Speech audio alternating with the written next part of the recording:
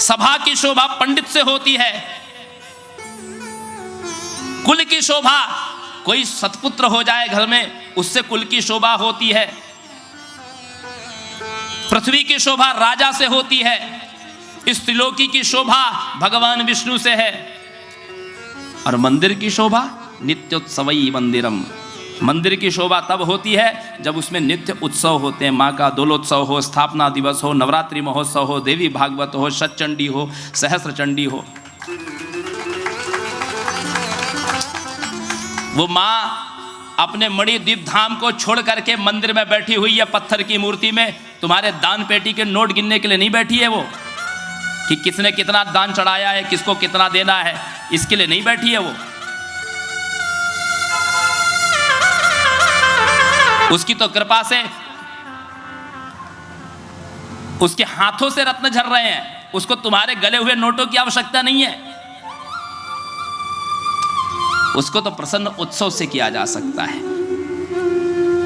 अतो भागवतास्तस्य देव्या प्रीति करस्य च महान्त्यपि पुराणानि कलो नारहन्ति षोडशीम्।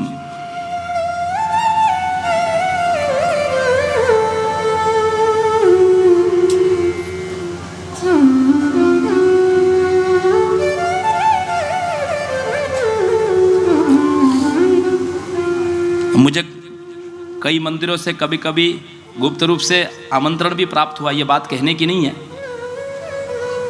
लेकिन वही है, वो बोलते आप ही अपने तरफ से कथा करो। मैं अपनी जेब से संगीतकारों को पैसा दूं, पंडित जी को अपनी जेब से, मुझे नहीं करनी है कथा भाई। आप फ्री में अनुष्ठान कराना चाहते हो,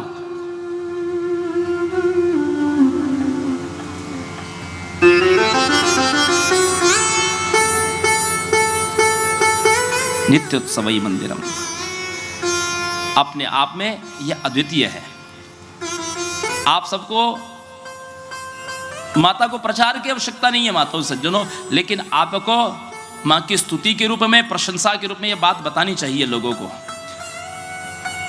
अपने संबंधियों को, अपने मित्रों को बताना चाहिए कि कैसी शक्ति यहां पर विराजमान है।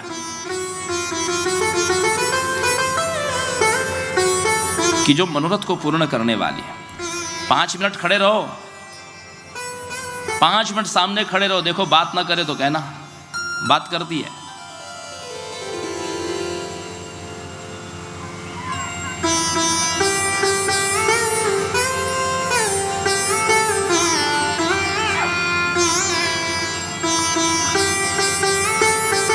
अरे आपकी इलेक्ट्रॉनिक डिबिया, जिसको आप मोबाइल फोन कहते हैं, वो तो पूरी दुनिया आपको दिखा देता है। एक तार इधर से उधर हो जाए तो कचरा भी हो जाता है वो।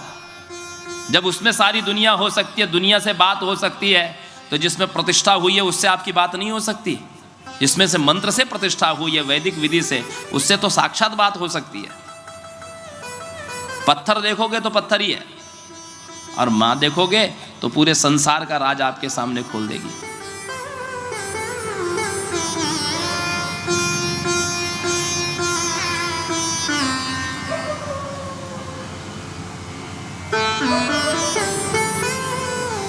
ये वो मंगल चंडिका कहलाती है, मां ज्वाला।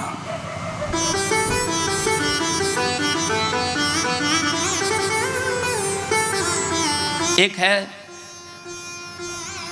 जरत्कारु। इन जरत्कारु को हम क्या कहते हैं? मनसा देवी, मूल प्रकृति की अंशभूता देवी जरत्कारु। जरत्कारु का अर्थ होता है जिसके वस्त्र जीर्ण शीर्ण हो गए हो। इन्होंने इतनी घोर 3 मनवंतर तक तपस्या की मां जरत्कारु ने। ये नागों की माता या नागों की बहन मानी जाती है, नागों की माता जरत्कारु। इनको हम मनसा देवी कहते हैं। हरिद्वार में माँ का मंदिर, माँ का धाम है, पर्वत पर माँ मनसा देवी।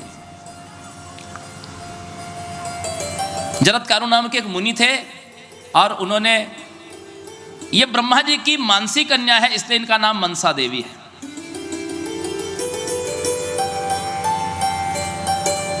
कश्यप ऋषि से इनका प्रागट्य हुआ। जरत्कारु नाम के एक मुनि है, उनको ब्रह्मा जी ने आज्ञा दी कि तुम विवाह करो। तो जरत्कारु मुनि ने कहा कि जब तक मुझे मेरे नाम वाली कोई पत्नी नहीं मिलेगी तब तक मैं विवाह नहीं करूंगा। तो इन मनसा देवी को इनके इनकी तपस्या से इनके वस्त्र जब जीर्ण शीर्ण हो गए तो कश्यप ऋषि ने इनको नाम दिया जरत्कारु। अब जरत्कारु नाम वाली जरत्कारु ऋषि को पत्नी मिल चुकी थी, लेकिन जरत्कारु के मन गृहस्थ में नहीं था।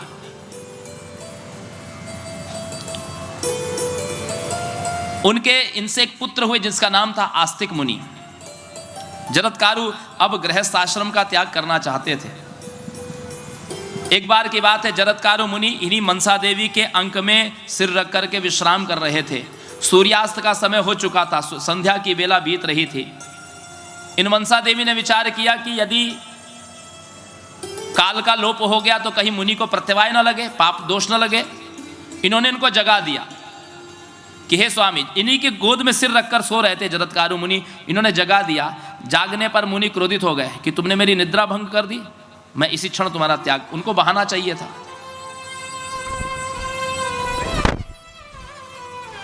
वो शख्स जरा सी बात पर यूं रूठ करके चला गया, मानो बरसों से उसे किसी बहाने का इंतजार था। जिनके मन में पहले से ही कुभावना होती है ना, वो किसी को माफ नहीं करते, क्षमा नहीं करते। जरा जरा सी बात पर जो रूठे, ऐसे व्यक्ति को तो पहले चरण में त्याग देना चाहिए। क्यों? क्योंकि उसने भावना ही अपनी मानसिकता ही ऐसी बना करके रखी है कि मुझे हर बात पे रूठना है।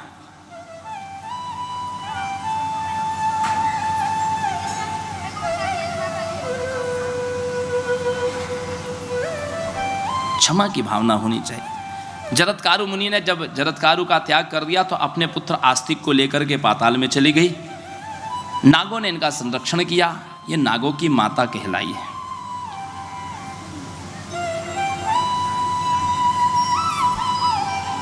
जरत्कारु, इनको हम मनसा देवी कहते हैं। इनकी पूजा श्रावण शुक्ल पंचमी के दिन इनकी पूजा करने से आषाढ़ महीने में इनकी पूजा की जाती है।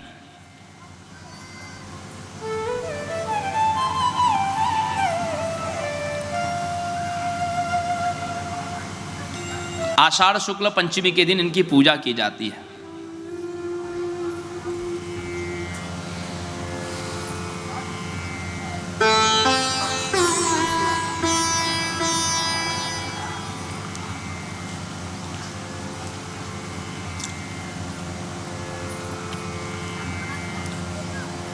महाराज प्रिव्रत मनु जी के पुत्र थे। महाराज प्रिव्रत क्या एक पुत्र हुआ, बहुत वर्षों के बाद पुत्र हुआ। पुत्र का जन्म महोत्सव मनाया जा रहा था और पुत्र ने प्राण त्याग दिए। पूरे महल में शोक का वातावरण छा गया।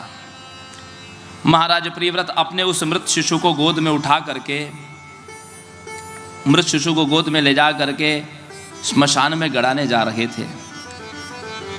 एक दिव्य प्रकाश वहां पर प्रकट हुआ। उस दिव्य प्रकाश में, दिव्य ज्योति में से एक देवी प्रकट हुई। उनके दिव्य दर्शन को देख करके प्रियव्रत महाराज ने पूछा, हे देवी आप कौन हैं और इस रात्रि में आप कैसे क्या प्रकट हो गई, और वो भी इस स्मशान भूमि में? देवी कहती है, ब्रह्मणो मानसी कन्याम देवसेनाम महेश्वरी सृष्ट्वा ताम मनसा धाता ददौ स्कंदाय भूमिपः। मैं ब्रह्मा जी की मानसी कन्या हूं। ब्रह्मा जी ने मेरी सृष्टि मानस से की है और मुझे स्कंद भगवान कार्तिकेय की भार्या बनाया है। मेरा नाम है देवसेना। मातृकासु च विख्याता स्कंद भार्या च सुव्रता विश्वे षष्ठीति विख्याता षष्ठांसा प्रकृति परहा। मैं स्कंद की भार्या हूं, मैं मातृकाओं में मेरा नाम है गौरी, पद्मा, शची, मेधा, सावित्री, विजया, जया, देवसेना। 16 जो मातृका होती ना, षोडश मातृका, यहां भी विराजमान है 16 मातृका। उसमें जो देवसेना है वो यही षष्ठी देवी है, क्योंकि मूल प्रकृति का छठवां अंश होने से इनका नाम पड़ा षष्ठी देवी, जिनको हम छठ माता कहते हैं। ये क्या करती है? अपुत्राय पुत्रदाहम प्रिया दात्री प्रियाय च धनदाहम दरिद्रेभ्यः कर्मिभ्यश्च स्वकर्मदा सुखम दुखम भयम शोको हर्षो मंगलमेव च संपत्तिश्च विपत्तिश्च सर्वं भवति कर्मणः। मैं कर्मों का फल देने वाली हूं, क्योंकि सुख दुख भय मंगल आदि ये सब कर्म के फलस्वरूप होते हैं। अपुत्रवान को मैं पुत्र देती हूं, जिसका विवाह नहीं हुआ उसका विवाह भी करवाती हूं, जो दरिद्र है उसको धन भी देती हूं। आप लोग इनको क्या कहते हैं? आप लोग इनको छठ माता कहते हैं। बोले जन्म के अवसर पर प्रसूति का गृह में सबसे पहले मेरी पूजा होती है।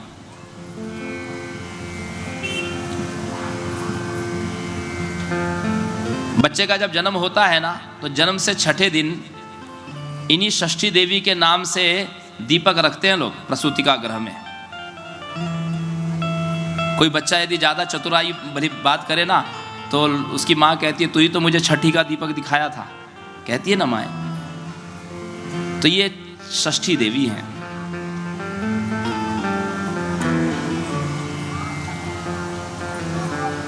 भाद्रपद महीने में हर छठ जो होती है इन्हीं षष्ठी देवी की पूजा है।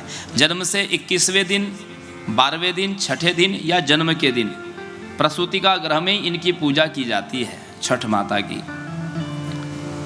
ये देवताओं की ओर से लड़ने वाली देव सेना भी है। ये पूरी सेना की अधीश्वरी है, इसलिए इनका नाम देव सेना है। क्योंकि देवताओं के सेनापति कार्तिकेय भगवान है, उनकी शक्ति है, इसलिए इनका नाम है देव सेना। और ये षष्ठी देवी कहलाती हैं, छठ माता।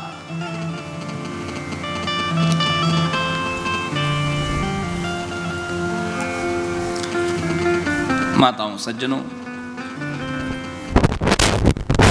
आइए अमूल प्रकृति का प्रधान अंश जो देवी हैं सावित्री देवी, उनका वर्णन श्रवण करते हैं। मां सावित्री को ही हम लोग गायत्री भी कहते हैं।